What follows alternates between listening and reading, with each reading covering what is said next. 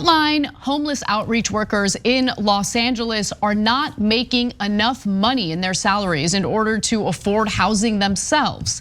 And that's according to a new report done by the nonpartisan Rand Corporation. Let's get into the details and then talk about just how much these organizations are funded and how much money rises to the top but doesn't make it to the actual people doing the work. Now, researchers estimate that the workers need to make $64,000 annually just to afford a one-bedroom apartment or $82,000 for a two-bedroom. Instead, they make about $40,000 to $60,000, spending a large portion of their income on rent with very little money left for other necessities. Now, we live in Los Angeles. You definitely need to make at least the amount that's specified by this Rand study.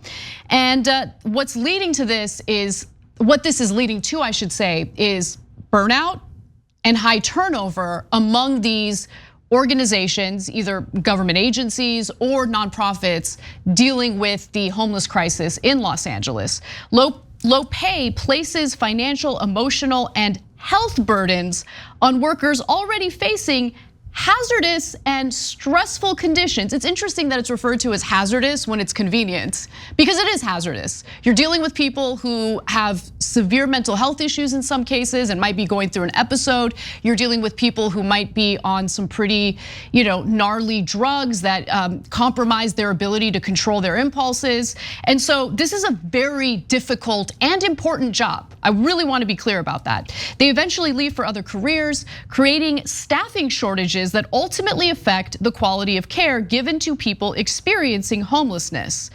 And Rand looked into these nonprofits, but of the organizations that is funded by the county and city of Los Angeles is a government agency known as the Los Angeles Homeless Services Authority, or LAHSA. And I want to get into the details about how they spend their funding in just a moment. I think it's really important to dissect the way they deal with the financial situation within that organization. Before we do though, Cenk, any thoughts? Yeah, well, you might not be doing it right if the workers that you have that are supposed to address homelessness don't get paid enough to the point where they might become homeless themselves.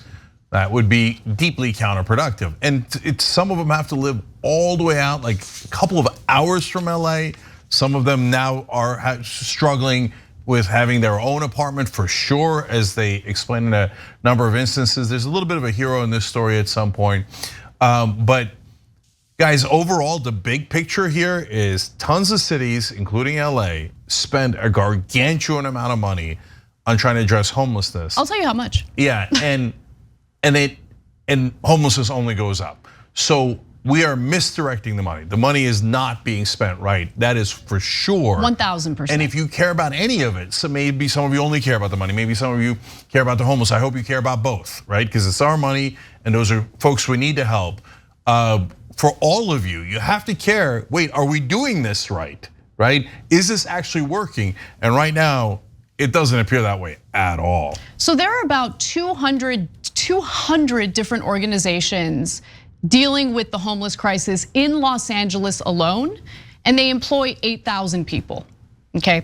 And the county of Los Angeles spends $3 billion a year on homelessness, $3 billion. So any allegation that we're not allocating the necessary resources is ridiculous. If you look at their books, if you look into the salaries and how they're broken down, you'll see where the money's going. You'll see where the money's going. So let's get into some details here. Cenk mentioned that a hero makes an appearance in this story, and you're right about that. It's just that the hero gets pushed out of LAHSA. Let's talk about who she was. A year ago, Heidi Martson, the chief executive of Los Angeles Homeless Services Authority, resigned after giving raises to her lowest paid staffers without approval from the commission that oversees the agency. In her resignation letter, she said that LAHSA employees were making as little as $33,000, leading to high turnover. In March of 2021, she increased the annual salaries of 196 employees to $50,000 while freezing the compensation of the 10 highest paid staffers. Now, I'm sure the highest paid staffers were not happy about that. And when we talk about the highest paid staffers, I mean, we're Talking about a government-funded agency that's supposed to be dealing with a very serious crisis in which as many as 60,000 people are living and in some cases dying on the streets of Los Angeles. Well, how much money are we talking about here at the upper echelons of LAHSA? Well, Valicia Adams Kellum, she's the new head of LAHSA and she makes $430,000 a year. $430,000 a year. And by the way, I looked at their books to see just how many of their employees are making at a minimum a six-figure salary. And the latest data that we have is for 2020 and there were 33 employees making at least six figures. I wanna know why the frontline workers who are out on the streets trying to do the work are making as little as $33,000, whereas the head of this organization is making almost $500,000. Yeah, unfortunately, they've adopted the for-profit model where the top gets all the money and the regular workers, unfortunately, don't get very much at all. But in a nonprofit situation, in a governmental situation, that is even more unjustified. So we can get into the economics of why it's unjustified, but it's kind of obvious, so we don't have to. I love that she raised their salaries without asking the commission. The commission afterwards was livid. And they said, well, we probably would have raised it anyway. We're just upset that she didn't ask us. My ass, you would have. No way. That's the only way that those people would have gotten a raise. If she'd asked permission, they would have stonewalled her for sure. So that's why it was bold, courageous, and the correct thing to do if you ask me. Yeah, the commission wouldn't have done that because they don't actually value what the objective is supposed to be. They don't, they just don't. Yeah. Because take a look at how much their funding has increased while simultaneously homelessness has exploded, okay? Yeah. No, I wanna give the numbers and then you can jump in. Yeah. So in the 2014 to 2015 fiscal year, LAHSA received funding of $63 million. That's a lot of money. But by 2022, funding had increased nearly 13-fold to about $808 million. In the same period, the number of people experiencing homelessness in LA County increased by 56%. It's just a monumental failure. And that data is from a lengthy report that McKinsey did. And maybe you don't trust McKinsey. I actually thought they did a pretty good job with this report, but I wanted to confirm that $808 million figure. So I went to LAHSA's website and here's what their website says. Let's go to graphic 8. LAHSA coordinates and manages over $800 million annually in federal, state, county, and city funds of programs that provide shelter, housing, and services to people experiencing homelessness, except they don't hit their goals. And I'll tell you what I mean by that in just a moment. They don't even come close to hitting their goals. But Cenk, jump in. Guys, if the funding goes from about 60 million to 800 million, and homelessness doesn't go down, but it goes up by a giant number, 56%. That's such a monumental failure. You have to almost rip the whole thing up and start over again.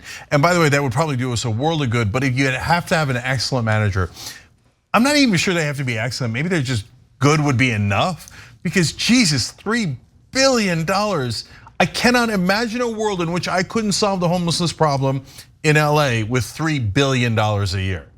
That's insanity. Insanity. Can you build enough homes with $3 billion? Yes. There's 1,000 things you could do with $3 billion a year, except it's mainly going to apparently salaries of the top end of these folks. And by the way, when I ran for office in the LA area, I would often hear people telling me that, hey, you know what? For a lot of the establishment Democrats, the best scam they have is going to run one of these homelessness organizations. 1,000%, that's why there's 200 of them. And I said, receiving $3 billion a year to do what? What have they done? LAHSA was caught throwing away perfectly good food that was meant for the homeless. They just threw it away. That was part of a local news investigation. They also are supposed to count the number of people living on the streets every year. Last year, they claimed that there were no homeless people in Venice. I mean, I'm not kidding. If you've ever been to LA, that's the most comical, ridiculous thing you could possibly hear. Okay, look, one more thing about the raising the employees' salaries. 33,000 in LA is 100% unlivable. So let me give you a sense of context. When I moved here a little bit over 20 years ago, I was on a 1-bedroom apartment. It was so crappy that I moved eventually because my car got stolen. There was blood in the hallways, etc. And that used to be $1,000 for a 1-bedroom apartment. Now that's about $3,000 or $3,500. Well, let's say take the lower number, 3,000. That's 36,000 right there just for your rent for an apartment where you might bleed out, okay? So how the hell are they supposed to live on $33,000 a year? And they're the ones that are actually going and dealing with homeless folks. A lot of times when I volunteered in organizations and et cetera, so you'll meet some of the best people in the world there that run on tough times and they're looking out for one another. And sometimes you'll meet folks who are in deep trouble and it's a dangerous situation, right? So for the folks dealing with them and trying to get them help, to have them have non-livable salaries while the guys at the top are taking all the money, totally unacceptable.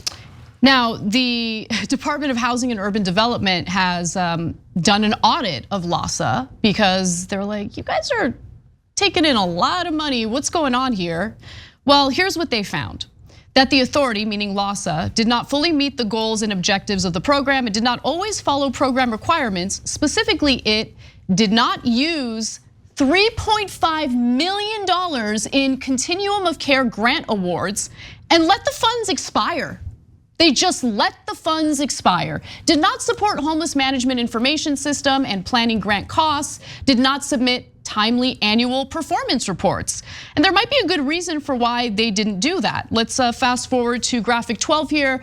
There was an investigation done back in 2019 into the performance of LAHSA specifically. Outreach workers were supposed to place into permanent housing 10%, not a lofty goal to be honest with you, 10% of the homeless people they assessed. But in the fiscal year that ended in June, they placed only 4%, the audit reported. The goal was 20% for placing people in shelters, but they achieved only 14%. The discrepancies were greater for referrals to treatment, 6% for substance abuse and 4% for mental health. Both had goals of 25%.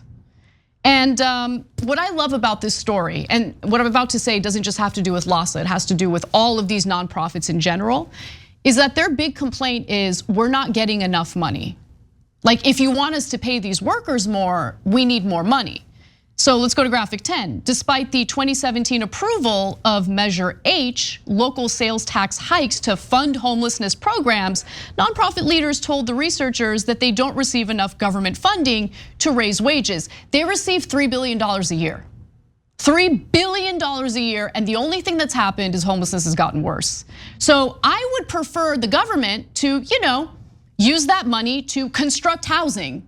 Declare this an emergency. We are currently in a state of emergency to basically override and bypass any of these ridiculous NIMBY laws that prevent the construction of new housing and cut the fat out. Because what I'm seeing here is a bunch of mismanagement, misuse of taxpayer money, and a lot of pain and suffering on the ground as a result of that. So just build the housing and cut the fat. They won't do it. So we're gonna keep shelling out billions of dollars every year for one county, and we're gonna see no results. Yeah, I mean, look, there's so many potential solutions, but NIMBY's a big problem. You need a strong person to get past that problem. Whenever they propose low-income housing in my neighborhood, they send around petitions. Oh, you don't want that in our neighborhood. I'm like, no, I do. And they're like, oh, it'll reduce our property values. No, it won't. First of all, that's not necessarily true. Second of all, we've got to be decent to one another. So I say, no, I don't want any part of your petition. But unfortunately, those things, wind up affecting policy so much. That's why we're a little heartened that Karen Bass has done a pretty good job so far. And she has. And so she's got to push past that stuff, and she's doing that. But I want to say one more thing about misspending the money, guys. It's such a double bogey, because when you misspend the money, what happens is all the citizens in whichever jurisdiction you're in go, well, we gave you the $3 billion and it got worse, so that's it, we're not gonna give you any more money. The next time a ballot measure is proposed, it's not gonna pass, right? They're like, because we gave and gave and gave and it got worse and worse and worse. So then all of a sudden you're actually gonna have restricted money and it's gonna be even harder to address the problem. That's why you've gotta get in there and actually fix this, the inefficiencies and how terribly they're spending the money. And one more thing, guys, do not lose hope. With effective management, these things are solvable. Houston did a great job in addressing homelessness. And so there are right ways to spend money, there are correct strategies, and we should take the Houston model and do it all over the country instead of this giant labyrinth, wasteful bureaucracy that we have in cities like LA.